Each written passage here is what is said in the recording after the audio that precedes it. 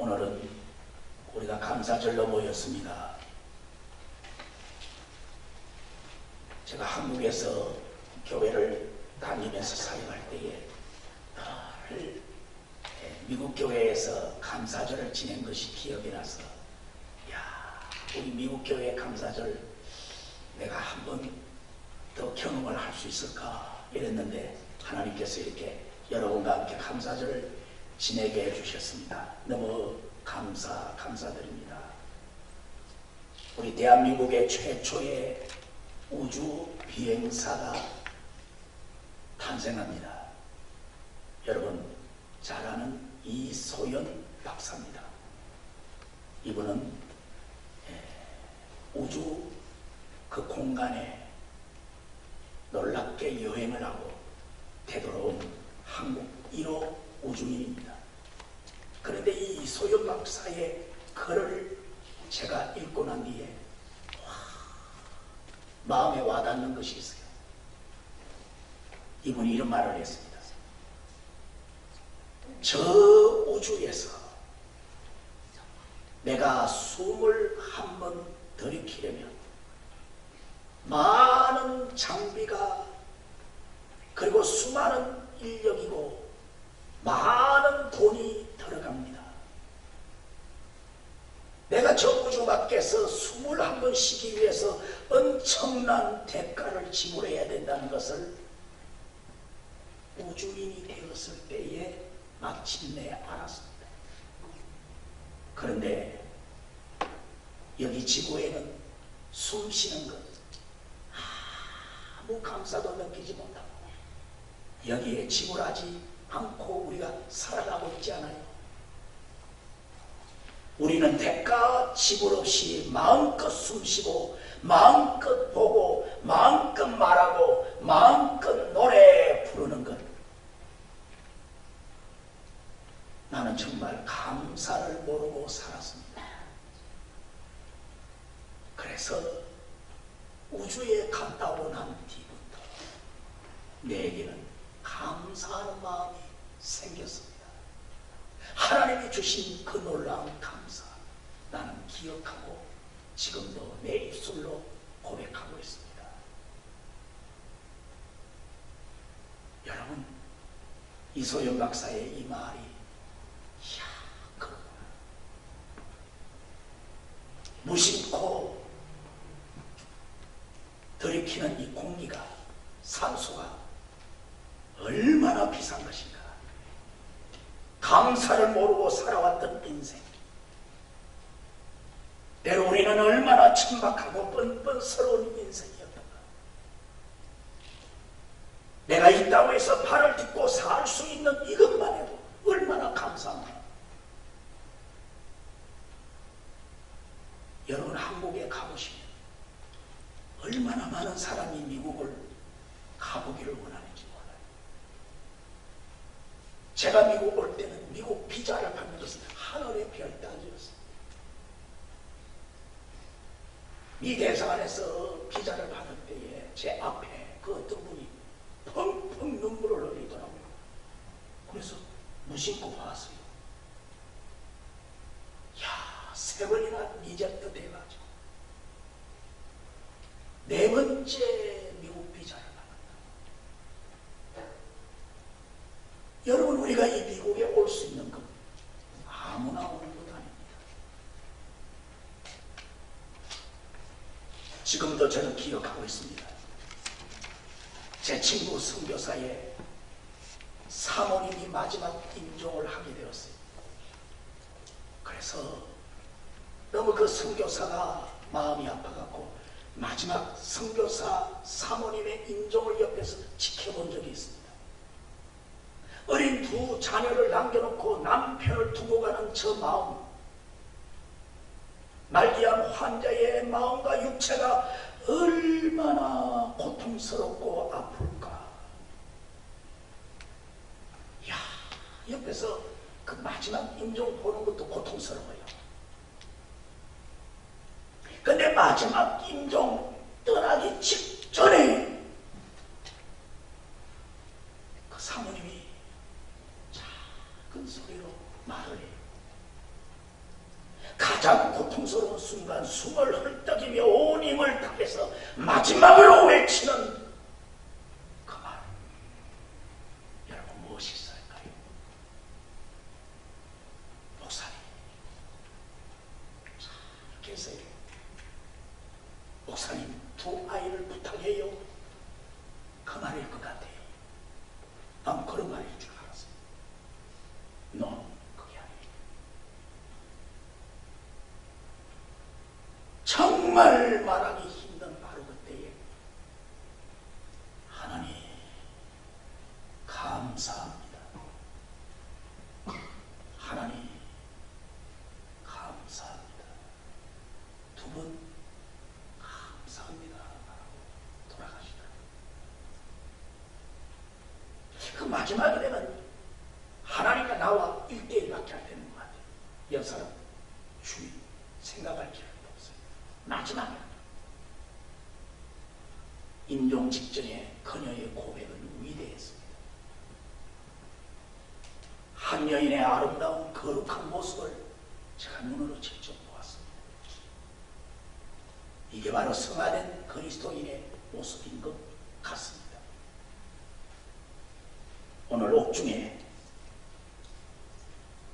기약 없이 갇혀있는 사도 바울 선생님, 누구도 도와주는 사람 없습니다. 누구도 함께하는 사람이 없습니다. 그는 대단히 외롭고 고통스러웠습니다. 정말 밖을 자유롭게 나갈 수 없고 행동할 수 없다는 것, 여러분 감옥에 갇혀 있는 사람은 압니다. 근데 오늘 14절에 또 그 앞에 10절에 나는 기뻐한다고 했습니다. 크게 10절에 기뻐한다고 했습니다. 우리 한번 따라서 합시다. 내가 크게 기뻐하리라. 이 크게라는 이 말은 소리내어서 내가 기쁘다 이렇게 고백하겠다는 겁니다. 14절에 자기의 심한 괴로움이 있다고 했습니다. 이 괴로움이 무엇입니까? 감옥에 갇혀있는 이 고통, 누구와 대화를 나눌 수 없는 외로운 고통. 성도 여러분, 이 빌립보 4장에서 바울은 고통 중에 기뻐한다고 했습니다. 그래서 유명한 주석가 헨더릭스는 여기 기뻐한다라는 이 말을 우리가 다른 말로 한다면 감사한다 이렇게 해석해야 된다고 했습니다. 여러분, 그 어려운 고통 중에 내가 기뻐하는, 쇼하는 거 아닙니다. 편지를 쓰는 빌립보 교인들에게 내가 사도니까 그래도 힘들지만 내 기뻐한다고 말해야지, 그렇게 가식적인 쇼가 아니에요. 자기 마음에 있는 그대로 지금 고백합니다. 내가 기뻐한다. 그래서 핸드릭스는 이 기뻐한다라는 이 말을 우리는 다르게 말한다면 감사한다고 해야 할 것이라고 했습니다. 여러분 맞습니다. 저는 여러분에게 감사함으로 기뻐하라, 이렇게 오늘 말씀을 함께 나누고자 합니다. Rejoice with thanksgiving. 여러분, 감사로 기뻐하는 것입니다. 기뻐하는 사람을 보세요. 웃는 사람을 보세요. 여러분, 슬픈데 속상한데 무슨 일이 다 안 되는데 기뻐하는 사람 없지 않아요?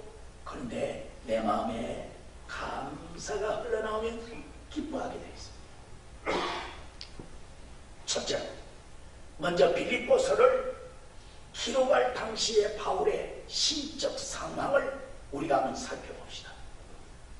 감옥 속입니다. 하나님의 능력에 사로잡힌 바울의 모습은 감옥 속에서 역시 힘들었을 겁니다. 그러나 오늘 이 본문의 말씀을 보면 뭔가 빛이 나고 있습니다. 14절을 보면 바울 자신의 모습을 이렇게 말하죠. 너희가 나의 괴로움에 함께 해주었다고 했습니다. 왜? 빌립보 교인들이 바울 사도가 감옥에 있다는 것을 소식을 듣고 조그마한 정성의 예물을 준비해서 바울 사도에게 에바고로 디도라는 목회자를 통해서 그 감옥에 갇힌 바울을 위로해 주었다 이 말이에요. 그래서 너희가 나의 괴로움에 함께 해 주었다, 고맙다, 감사하다 이렇게 고백하고 있습니다. 지금 바울 사도의 상황은 차가운 로마 감옥에 갇혀서 죽을지도 모르는 재판을 앞두고 있습니다. 우리가 잘 아는 바와 같이 사도행전 24장부터 바울은 예루살렘에서 복음을 전하는 그 죄 때문에, 전도하는 죄 때문에 가이사라 빌립보 감옥에서 무려 2년간 갇혀 있었습니다. 벨렉스 총독에게 재판을 받고 베스도 총독에게 재판을 받고 마지막에 아그리빠 왕에게 재판을 받는 중에 마침내 바울은 선언을 합니다. 난 로마 시민권자이니까 로마 법에 의해서 로마 황제에게 가서 재판을 받겠다고 이렇게 선언합니다. 왜? 그 당시에 팔레스틴에 있는 로마 지도자들이 바울을 예루살렘으로 보내어서 죽이려고 했기 때문입니다. 그래서 바울은 로마 법대로 가게 됩니다. 로마 재판도 쉬운 일이 아니었습니다. 왜? 로마 제국은 불신의 제국이었기 때문에 기독교 사도를 쉽게 놓아줄 리가 없습니다. 수년을 감옥에 갇혀서 재판을 고통스럽게 당했습니다. 죄 없이 로마까지 와서 외로움과 고통을 경험하면서 재판을 받고 있습니다. 그런 가운데 멀리 빌립보에 있는 성도들이 조그마한 위로의 선물을 보내왔습니다. 바울이 얼마나 마음속 깊이 감사한지 내 괴로움을 아는 너희들에게 감사한다고 했습니다. 그러면서 편지를 보냅니다. 그 편지가 바로 오늘 본문 빌립보서입니다. 내가 감사하고 있어. 나는 절대로 좌절하지 않습니다. 나는 기뻐하고 있습니다. 나는 감사하고 있습니다. 오늘 이렇게 말하고 있습니다. 11절에 내가 궁핍하기 때문에 이 말을 하는 것이 아닙니다. 12절에 나는 비천에 처할 줄도 알고 부유함에 처할 줄도 압니다. 사실 로마 감옥 속에 바울 사도는 심히 궁핍했습니다. 감옥 생활이 쉽나요? 그런데 바울 사도는 그 어려운 가운데 감옥 생활에서 기도와 말씀을 통해서 그는 기뻐하고 있었던 것입니다. 물질로 도와주는 사람이 없습니다. 앞으로 언제 이 감옥을 나갈지도 몰라요. 그럼에도 불구하고 바울은 전혀 다른 모습을 보여주고 있습니다. 여기에서 바울은 역발상적인 신앙의 모습을 말씀하고 있는데 따라서 합시다. 주 안에서 크게 기뻐하노라. 아주 역발상이에요. 기쁨으로 하나님 앞에 감사하고 있다 이 말이에요.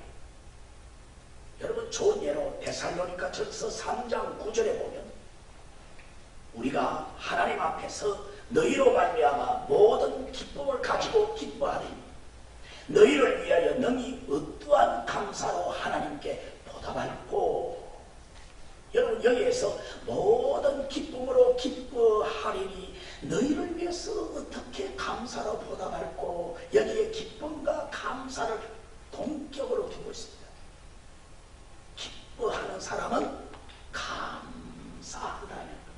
감사하는 사람에게는 기쁨이 있다는 것을 말씀하고 있습니다. 그래서 동전의 양면은 한쪽은 기쁨이고 한쪽은 감사예요.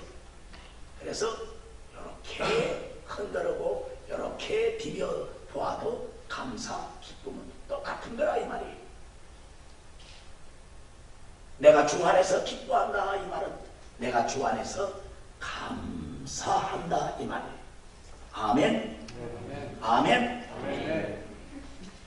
우리 한국에 사랑의 사도로 불리우는 유명한 목사님 한 분이 계세요. 혹 아십니까? 손양원 목사님 기억하시죠? 이 손양원 목사님의 유명한 감사의 말씀이 생각이 납니다. 여수 애양원에서 두 아들이 공산당의 순교를 당합니다. 여러분, 이 두 아들, 그 공산당 청년에게 비참하게 죽게 되죠. 두 아들을 붙들고 하늘을 오르러 감사했습니다. 내 아들들 미국 유학을 가기 위해서 모아놓았던 그 돈과 자신이 마지막으로 가지고 있던 그 돈을 다 더해갖고 하나님 앞에 감사 예물을 드렸습니다. 그리고 이렇게 감사했습니다. 나 같은 죄인의 힘을 통해 순교하는 자식이 나오게 하셨으니 하나님 감사합니다. 야, 쇼가 아니라 진짜 고백입니다. 나 같은 부족한 죄인의 힘을 통해서 어찌 내 자녀들이 그리스도를 위하여 하나님 나라를 위하여 죽을 수 있는 이런 순교자가 나옵니까? 감사합니다.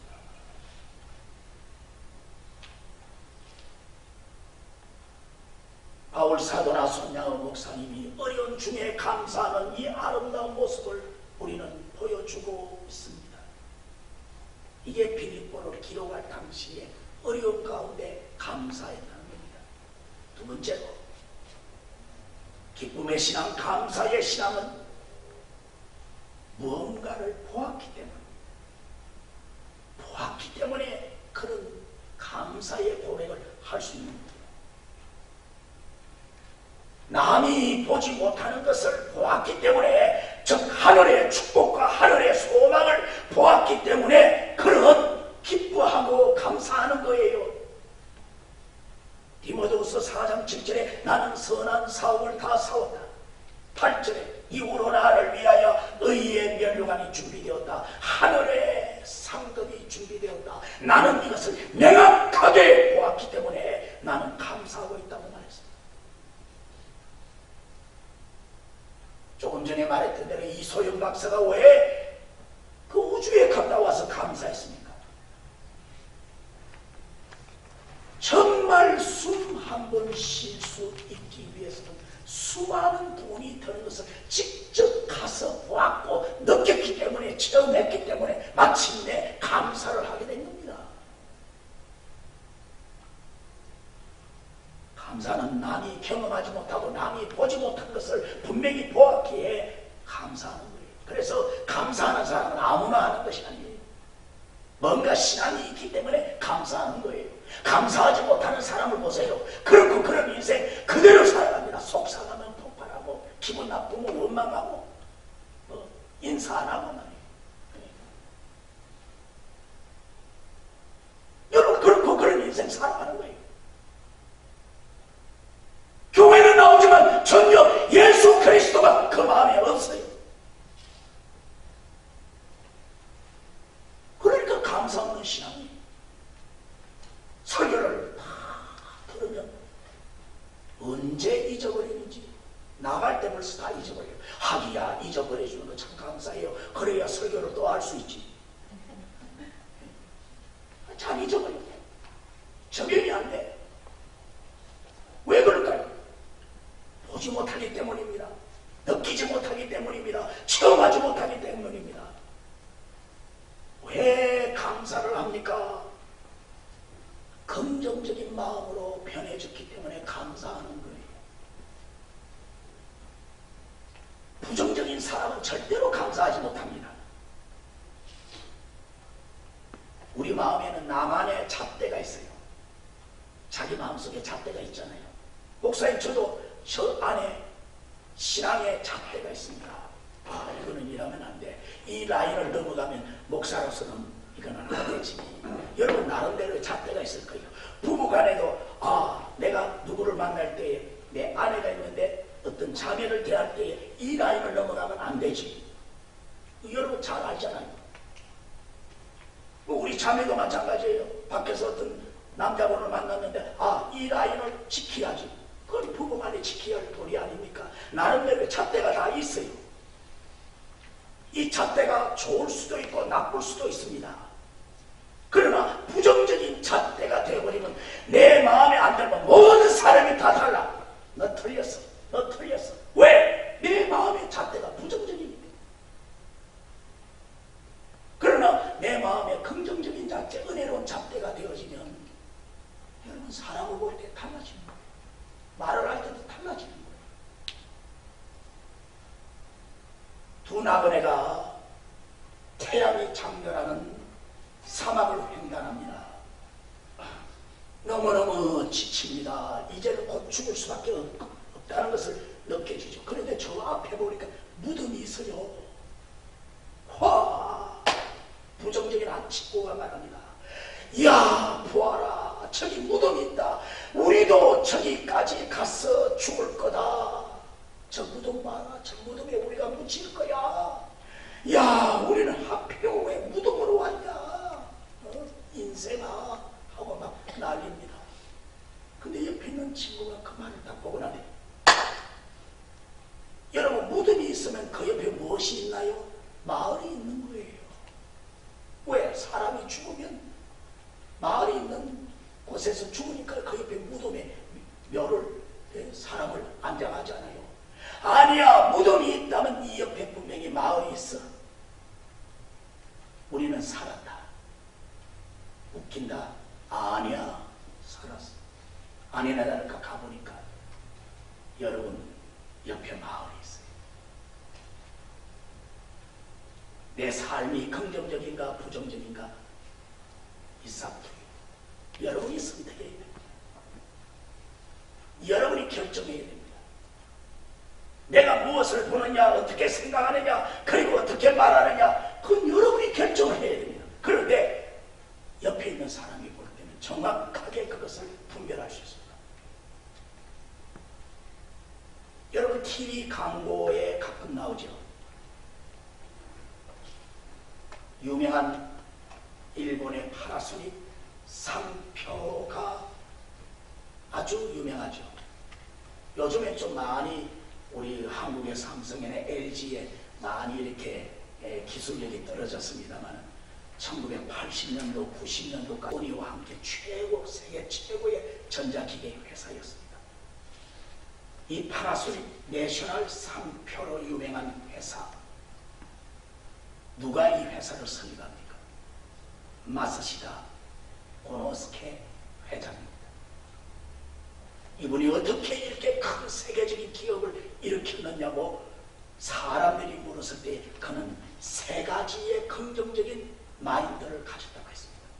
첫째는 뭐냐? 11살에 내가 부모를 잃어버렸다는 거예요. 둘째는 내가 초등학교밖에 안 나왔다는 거예요. 국민학교밖에 안 나왔다는 거예요. 셋째는 태어날 때부터 병자로 태어났다는 거예요. 여러분 전부 다 부정적이에요. 그런데 나는 이 부정적인 것을 바꾸었다는 거예요. 이게 놀라워요. 부모를 잃어버리기 때문에 자립정신을 키웠다. 긍정적인 정신. 초등학교밖에 못 나왔으니까 겸손함을 배웠다는 거예요. 내가 뭐 안다고 막 소리치고 내가 뭐 안다고 사람 판단하고 안 했다는 거예요. 그래서 겸손함을 윗사람을 통해서 주위 사람을 통해서 난 못 배웠으니까 주위 사람을 통해서 배웠다는 거예요. 그래서 그 사람들이 말하는 말에 귀를 담아 듣게 되었다는 거예요. 이 긍정의 겸손의 그 마인드를 가지게 된다는 거예요. 건강하지 못했으니까 늘 건강 관리의 길을 기울였습니다. 여러분 아프다 하는 사람이 병원에 자주 가죠. 그 사람 절대 잘 안 죽어요. 갑자기 죽는 사람 보세요. 나는 건강합니다 하다가 뇌경색으로 어느 날 갑자기 가버립니다. 따라서 합시다. 가끔은 한번 따라서 해보세요. 가끔은 아픈 것도 좋다. 아멘. 그래야 건강의 은혜를, 하나님의 은혜를, 감사를 느끼는 거예요. 100% 건강하면 절대 감사를 못 느껴요. 저는 병원에, 한국에 있을 때 병원에 신방을 많이 갔을 때 교인들이 다 병원에 갈 때마다 얼마나 감사한지. 누구가 또 아프다, 언제 가노? 여러분 건강해서 남을 위해서 도와주고 기도해 주게 된 것, 이거 얼마나 감사합니까?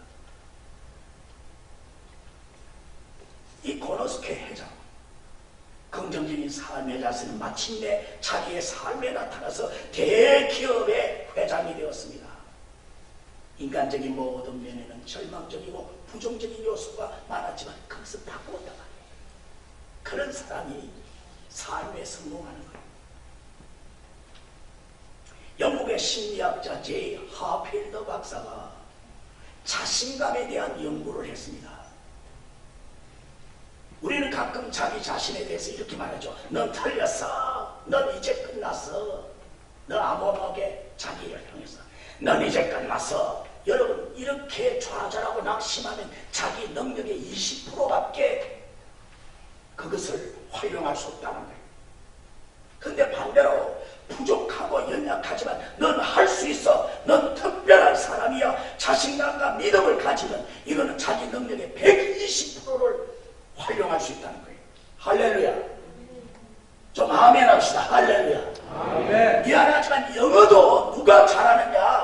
와, 뭐 주어, 뭐 동사, 수어 막 해갖고 영어가 문법에 왔냐? 막 이래갖고 영어하면 영어 못해요. 저같이 막 하는 거야. 하는 거는 내 책임이고 듣는 거는 자네 책임이야. 할렐루야. 하는 거예요.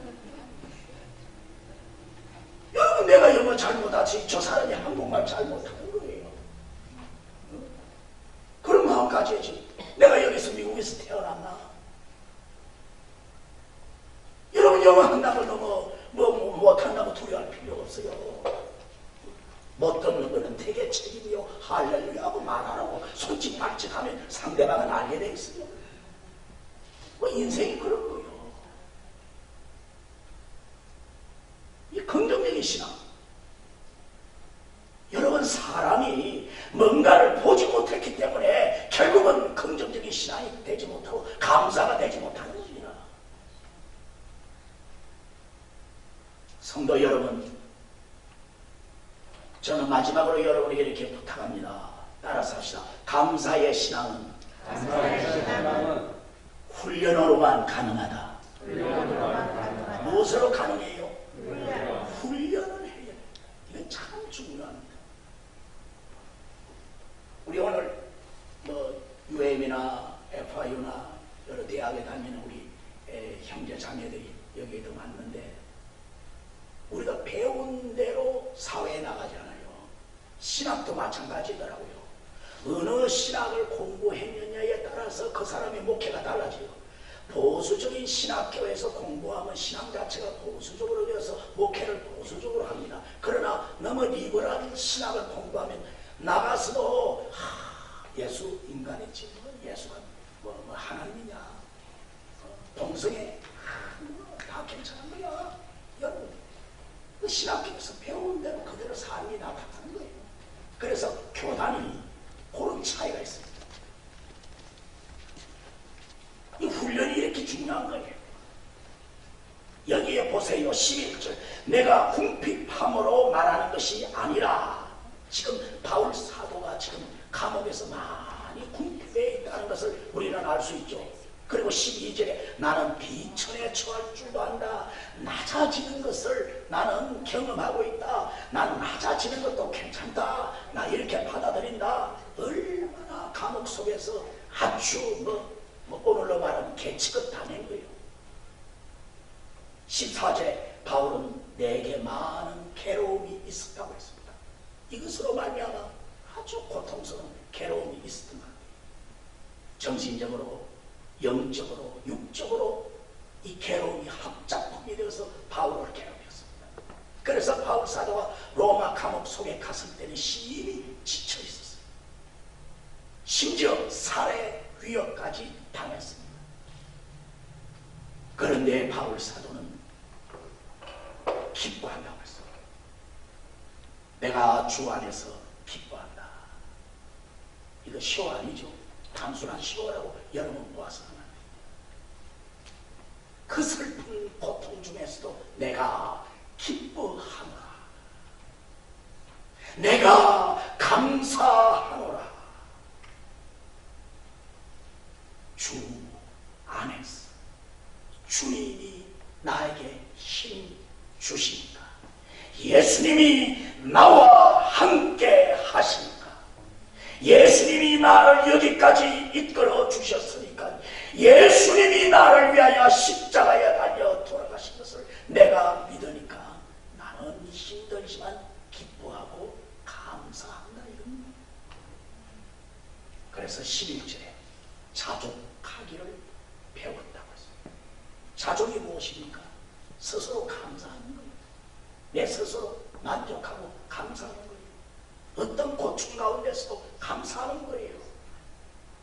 그래서 어떤 환경에도 처할 줄을 바울은 처세술을 이제 알게 되었다는, 믿음의 처세술을 알게 되었다는 거예요. 비천에 처할 때도, 풍부에 처할 때도, 배고플 때도, 배부를 때도 일체의 비결을 배웠다. 내가 잘 되고 내가 배부르면 내가 자랑하고 교만하지 않고, 내가 좌절이 오고 비천하고 먹을 것이 없고 힘들 때는 내가 또 절대로 낙심하지 않는다. 감사의 능력을 가졌다는 겁니다. 여기에는 무엇일까요? 훈련이 그를 그렇게 만들었습니다. 여러분, 범죄한 인류는 원시 시절부터 에덴에서 쫓겨나자마자 맹수들의 공격으로 생존하기 위한 강력한 신경 조직을 우리 인간이 하나님으로부터 부여받았습니다. 때로는 남을 공격하고 비난하는 부정적인 편향에 빠질 수도 있습니다. 그리고 이런 심성은 죄성과 함께 우리를 타락되게 만들었습니다. 그러나 하나님은 우리에게 중요한 것을 또 주었습니다. 긍정적이고 감사의 신앙을 가지도록 하나님이 신적 마인드를 우리에게 주었다 이 말이에요. 그러므로 우리는 신앙을 가진 우리는 감사의 신앙 훈련을 해야 합니다. 참 중요하다고 생각합니다. 로버트 에먼스 교수가 10주 동안의 감사 효과에 대한 실험을 했다고 합니다. 두 집단으로 나누었습니다. 한 집단에는 매주에 5가지 감사를 기억해서 감사를 하도록 했고, 다른 집단은 매주 걱정거리를 가지고 걱정거리를 발견해갖고 그렇게 생각하고 고민하도록 그렇게 했다고 합니다. 그런데 10주 후에 보니까 감사하는 그 집단은요, 삶의 만족도가 있고 건강이 훨씬 좋아졌다고 합니다. 두통과 기침하는 것이 줄어졌고, 그리고 어지럼증이 줄어졌고, 그리고 기쁨과 자부심이 막 흘러나왔다는 거예요. 그리고 건강했다는 거예요. 잠을 깊이 자게 됐다는 거예요. 반면에 여러분 불평불만하는 그 그룹을 보니까 여러분 놀라운 일이에요. 건강이 악화되기 시작합니다. 그리고 언제나 고통스러운 마음의 고통을 가지고 살아가고 있다는 거예요. 잠을 제대로 자지 못해요. 그래서 에먼스 박사가 이런 결론을 내줬습니다. 사람이 감사를 저버리면 자아가 위축되는 반면에, 자, 우리 한번 따라서 합시다. 감사를 가지면 자아가 강건하게 되더라. 아멘. 강건하게 돼. 이걸 감사의 정신을 과학적으로 풀어서 이분이 말을 했습니다. 참 일리가 있다고 생각합니다. 감사가 없으면요, 우리가 이 미국 생활은 지옥이에요, 지옥. 미국 신청 TV 프로그램에 그 인사이드 에디션에 관한 그 진행자로 알려진 데보라 노필이라는 이분이 감사의 힘이라는 책을 만들어냈죠. 그래서 성공의 비결이 뭡니까? 성공의 비결은 단순하다. 따라서 합시다. 인생의 성공의 비결은 감사하는 거다. 그래서 자주 훈련해야 된다. 감사합니다. 감사합니다. 여러분, 감사합니다라는 것은 0.3초밖에 안 걸려요. 자, 우리 한번 따라서 합시다. 감사합니다. 감사합니다. 근데 여러분, 예를 들어서 따라서 합시다. 신경질 난다. 그 다음에 뭐가 따라와요? 에이 따라오면 그게 5초 이상 걸려요. 신경질 난다 하면 생각하고 그 다음에 뒤에 에이 또 어떤 사람은 따라오고 어떤 사람은 막 용이 나옵니다. 그러면 한 10초 갑니다. 여러분 3초 안에 축복을 받는 사람이 있는 반면에 10초 잘못되다가 망하는 사람이 있다고. 훈련은 간단합니다. 복잡하게 생각하지 마세요. 감사합니다. 감사합니다. Thank you. Thank you. God bless you. 이거 얼마나 하기 쉬워요. 이것을 함께 나누자요. 그러면 너도 살고 나도 살고 우리 모두가 살 줄, 축복받을 줄, 성공할 줄 믿습니다. 결론을 맺습니다. 여호와께 감사하라. 그 인자하심이 영원하리라. 바울은 이 말씀대로 감사의 삶을 살았습니다. 감사는 봐야 합니다. 체험해야 됩니다. 느껴야 됩니다. 그리고 감사는 훈련입니다. 저와 여러분 감사로 승리하시기를 축복합니다. 기도합시다. 하나님 아버지여, 감사 영광 돌려드립니다. 오늘 저희 교회에서 감사 찬양을 드리고 또 감사로 목장으로 영광 돌리기도 하고 특송도 했습니다. 하나님, 이것이 하나의 행사로 지나가지 않기를 간절히 원합니다. 하나님, 미국을 보내주셔서 감사합니다. 주일날 교회 나오게 됨을 감사합니다. 하나님 말씀 듣게 됨을 감사합니다. 긍정적인 마인드를 가지게 됨을 감사합니다. 하나님, 부족하지만 우리를 여기까지 인도해 주셨습니다. 오늘 이 감사의 신앙 훈련하고 노력하고 많이 감사함으로 모든 사람에게 기쁨을 주는 복덩어리가 되기를 원합니다. 예수님의 이름으로 기도합니다. 아멘.